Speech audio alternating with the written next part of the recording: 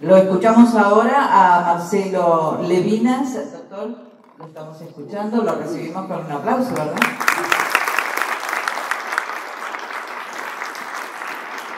Bueno, ante todo, gracias por la invitación, ¿no? Yo de alguna manera voy a seguir lo que dijo acá Diego, en el sentido de que voy a enfocar el aspecto del tiempo, el problema del tiempo, desde un bombardeo de paradojas. Acá me anoté algunas para no olvidarme, 10 minutos es muy poco tiempo, ¿no? Porque para dudar del significado del tiempo, pero voy a usar voy a iniciar, digamos, prácticamente todas estas paradojas a partir de la vivencia que nosotros tenemos del tiempo, para ver si podemos dilucidar de alguna manera esto, ¿no?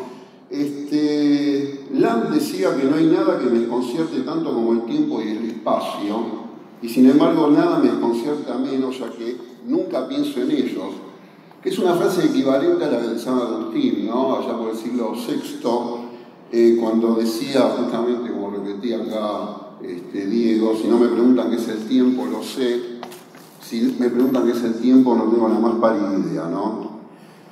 Ahí tenemos una paradoja respecto del acto mismo, ¿no?, de pensar el tiempo. Una segunda paradoja que tenemos es cómo lo vivenciamos en el sentido de la linealidad o de la circularidad. Demos el ejemplo de un cumpleaños, de un año nuevo, etc. En el cumpleaños nosotros lo que vivenciamos es una suerte de flecha del tiempo y notamos que vamos envejeciendo, ¿no? Y notamos la irreversibilidad del tiempo. Sin embargo, el cumpleaños, y eso lo vivenciamos sobre todo cuando somos pequeños, es una repetición de algo, ¿no? Como las festividades, las efemérides, etc. Entonces, en cierto sentido, una misma vivencia puede conducir hacia una linealidad, ¿no?, irreversible, y otra, o sea, en una fiesta uno lo que hace es repetir prácticamente de la misma manera una ceremonia, una vivencia. Y en ese sentido, ¿no?, hay una suerte de contradicción. Los antiguos creían básicamente que el tiempo era circular porque le daban importancia a esos ciclos cerrados. En un tiempo circular no hay ni comienzo ni fin, ¿de acuerdo? O sea, todos los puntos son absolutamente equivalentes. En cambio, en un tiempo lineal, bueno, el tema es si hay un principio y si eventualmente va a haber un fin, ¿no? Otra paradoja, ¿no?, de alguna manera ligada a esta falta de discernimiento que tenemos acerca del pasaje del tiempo, o sea, de si el tiempo se va a repetir o no se va a repetir, ¿no?, es el tema de la duración de las horas. Nosotros ahora estamos acostumbrados, ¿no?, a vivenciar la duración de una hora a partir del reloj mecánico, o sea, de estos relojes universales que marcan la hora independientemente del lugar a donde esté ubicado, a donde esté situado el reloj, e independientemente, digamos, del momento del año. ¿Por qué digo esto? Porque en el Mediterráneo, ¿no?, antes de la invención del reloj mecánico, en absolutamente todas las comunidades se trabajaba de sol a sol. ¿Qué significa eso? Eso significa que el día se dividía en 12 horas y la noche se dividía de 12 horas. De forma tal, ¿no?, que las 12 horas del día estaban ligadas al trabajo y las 12 horas de la noche estaban ligadas, digamos, al descanso. Ahora, ¿qué significa 12 horas del día? Significa que en determinados momentos del año la hora tiene una mayor duración que la hora tal cual nosotros la entendemos, ¿no? Y en otro momento del año tiene menos duración. También significa que en una latitud más al norte, cuando es verano, la hora también tiene mayor duración. Fíjense ustedes la vivencia del tiempo cuando se divide algo en partes iguales que no necesariamente tienen la misma duración. Si vamos al extremo, en el polo norte, digamos, en pleno verano, cuando es solamente de día, una hora de las nuestras, digamos, una hora de esas, digamos, duraba 2 horas de la nuestra. Y una hora, digamos, una hora nocturna no duraba absolutamente nada. De forma tal que habían 24 horas, ¿no?, en el tiempo diurno, o habría eso. Nosotros estamos acostumbrados a una medición del tiempo que es absolutamente neutral y, como decíamos recién, independiente de donde estemos ubicados nosotros y del momento del año.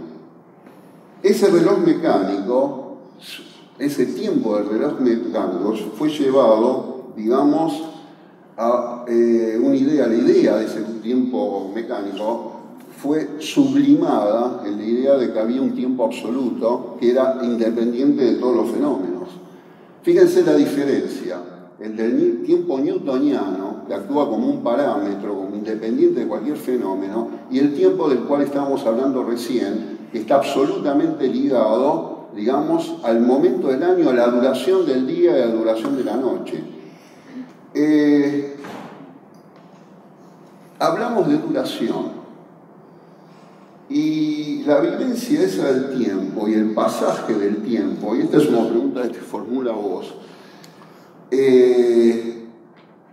yo siempre me he preguntado por qué, digamos, todos nosotros tenemos diferentes vivencias del tiempo en diferentes situaciones, ¿no?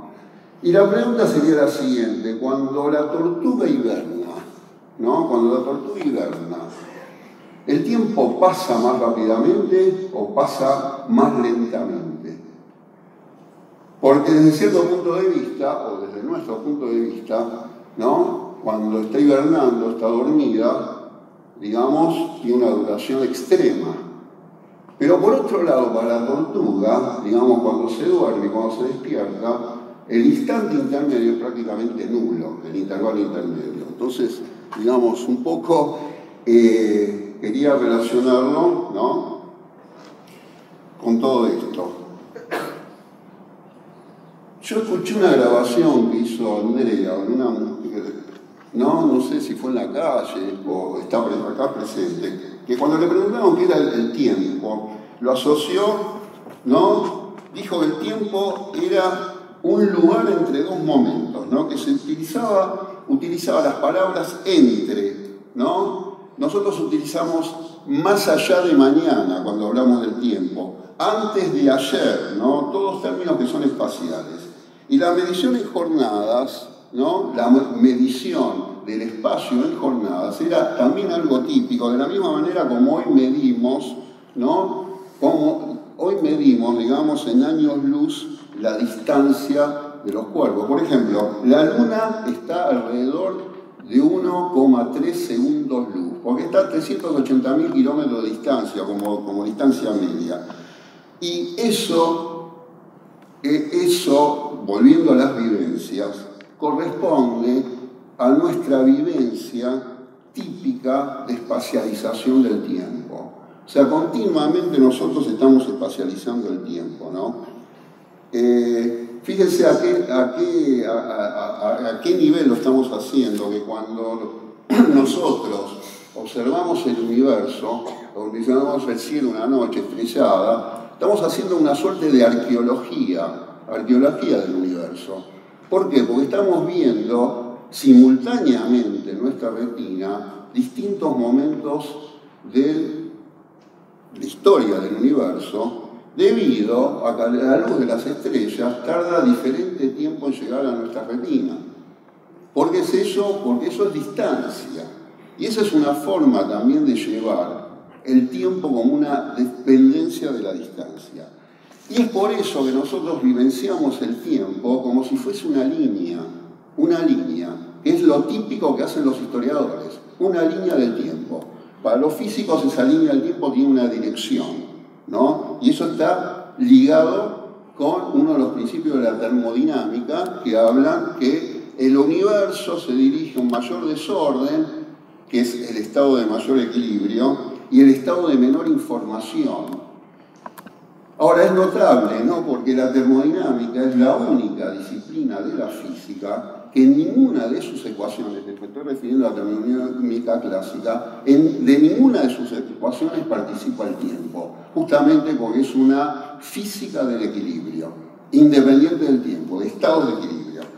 Ahora, si el tiempo nosotros lo asociamos con una línea, ¿no? Con una línea, esa línea está compuesta de puntos y el equivalente con el tiempo es el instante. Es una sucesión de puntos, pero no es una sucesión densa de puntos, es una sucesión peor, es una sucesión continua de puntos. Y eso lo tenemos que asociar nosotros con los números reales. Y ustedes saben que los números reales que llenan el continuo de la recta, ningún número real tiene un número anterior ni un número posterior. O sea, si yo doy un número cualquiera, el número 3 es un número real, o el 3,1 es un número real. No hay ningún número real que sea anterior, ni ningún número real que sea posterior. Y esa es otra paradoja, ¿no? Es otra paradoja de entender al tiempo, de vivenciar al tiempo como si fuese una sucesión de puntos, ¿no? Repetimos nosotros inconscientemente espaciales, una asociación de puntos o distantes, ¿no? Ahora, ¿qué es el pasado? ¿No? Cuando yo tomo esa línea del tiempo. Nosotros podemos hablar del pasado en términos de esa línea, a mi entender, desde un momento clave, ¿no? Desde un momento clave, que es cuando un concilio de Nicea, allá por el siglo III, creo, dice que la numeración del tiempo, o sea, la ordenación del tiempo se tiene que dar después del nacimiento de Cristo, ¿no? Y se fija el año 1 como el año del nacimiento de Cristo. Después se descubrió que Cristo nació 4 años antes de su nacimiento, ¿no? Pues ese es otro problema. Pero el tema es ese, ¿no? ¿Qué pasa? ¿Por qué digo esto? Porque al haber hecho la Iglesia oficializado ese tiempo, lo que hace no es otra cosa que hablar de un futuro absoluto y un pasado absoluto. ¿Cuál es el presente absoluto? El momento del nacimiento de Cristo. Entonces ahora estamos en algo así como la poshistoria y antes estaríamos en la prehistoria, ¿no? Ahora es interesante eso, ¿no? Porque fíjense ustedes que así definido el pasado histórico, así definido el pasado respecto de nuestra propia vida, ¿no? Como lo anterior a nuestro nacimiento y nuestro futuro construido a partir de nuestro nacimiento, justamente, se da otra paradoja, con pensar al tiempo como una línea, que en realidad está siempre presente, ¿de acuerdo? Porque mi pasado estaría siempre presente. ¿Y en qué consiste ese problema? Y consiste, si lo pensamos un poco con más profundidad, que la condición del pasado, fíjense ustedes, es haber sido alguna vez futuro. ¿Y cuándo el pasado fue futuro? En el pasado. Y la condición de futuro es que va a ser pasado. ¿Cuándo va a ser pasado? En el futuro. Y ahí vemos otra paradoja de esta línea, de esta vivencia que tenemos nosotros del tiempo en tanto línea. Yo voy a tomar acá, no sé, yo no quiero arruinar la fiesta, ¿no? Pero me parece que el tiempo en realidad no existe, ¿no? Por todas estas cosas que estamos diciendo. Y para eso una demostración, de alguna manera, que podría haber, es la del escéptico sexto empírico en el siglo II después de Cristo, que cuando él dice que el tiempo no existe, ¿no? Bueno, por supuesto niega el pasado porque ya fue, ¿no? Y niega el futuro porque todavía no es, ¿no? Pero entonces nos quedamos con el presente. Ahora, ¿el presente es divisible o es indivisible? Si es indivisible, no tendría ni principio ni fin, ¿no? De forma tal que no estaría nunca vinculado con el pasado ni con el futuro. Y eso está muy asociado con lo que decíamos antes sobre la línea recta compuesta por un continuo de puntos o distantes. Ahora, si no es divisible, entonces constaría, perdón, si fuese divisible, constaría de una parte, ¿no?, que es pasado y otra que es futuro, lo que contradiría, digamos, la idea de presente. Entonces tampoco el presente existe. Sin embargo, la psicología cognitiva habla de un presente psicológico, esto también tiene relación con lo que dijo recién, ¿no?, a donde se plantean 3 órdenes de duración, ¿no? Y hablando en particular del presente, ¿no?, aparentemente la percepción de una simultaneidad, ¿no?, es del orden de los 100 milisegundos. 100 milisegundos en los cuales nosotros, voy a usar la palabra más filosófica de intuición, nosotros intuimos una simultaneidad. Ahora, el presente, sin embargo, la percepción de un presente, de cosas que nosotros podemos intuirlas con cierta duración, pero a las cuales podemos llamar del presente, es no más de 5 segundos. Diría, entre esos 100 milisegundos y 5 segundos. Fíjense si ustedes pueden recrear eso ahora mismo, ¿no?, en el sentido de que justamente ese segmento que llamamos el presente tiene solamente esa duración. Bueno, habrían otras otras paradojas, ¿no? Pero volviendo un poco o aclarando un poco mejor esto, ¿por qué citamos esto de la duración de la vivencia del presente? Es porque, siguiéndolo a Sexto Empírico, nos damos cuenta que en realidad el presente no existe. Decíamos que el pasado no existe, el futuro no existe por distintas razones que ya hemos dado, y por lo tanto esa vivencia no corresponde a lo que nosotros deberíamos denominar el tiempo. Y termino con esa linealidad del tiempo, ¿no?, porque con lo que nosotros habíamos planteado, ¿no?, es que nosotros habíamos planteado que la linealidad implica, digamos, un inicio, un final, o probablemente ningún inicio y ningún final. Y generalmente se ha dicho que quien creó el universo, digamos, quien creó el tiempo, ha sido Dios. Si Dios creó el tiempo, ¿no?, si Dios creó el universo, entonces una pregunta que podríamos formularnos nosotros es: ¿quién creó a Dios? Y la respuesta que da la religión es que a Dios no lo creó nadie. Entonces la pregunta es: ¿por qué no salteamos ese segundo paso y no decimos que al tiempo, o al universo, o a la realidad nunca fue creada? Yo podría plantear, si tenemos tiempo después o ante una pregunta se puede plantear, ¿por qué, si el universo tuvo un principio, tiene que tener un final? ¿Y por qué desde el punto de vista lógico, si no tiene un final, que es lo que nosotros creemos, porque nosotros creemos que el tiempo jamás va a terminar, ¿no? Necesitamos un inicio del tiempo desde el punto de vista psicológico, porque eso sí lo podemos vivenciar, porque podemos vivenciar nuestro nacimiento, pero no podemos vivenciar el término. Entonces, generalmente, el tiempo ha sido planteado como una semirrecta, con un inicio y sin final. Se puede demostrar que si no tiene final, tampoco tuvo inicio.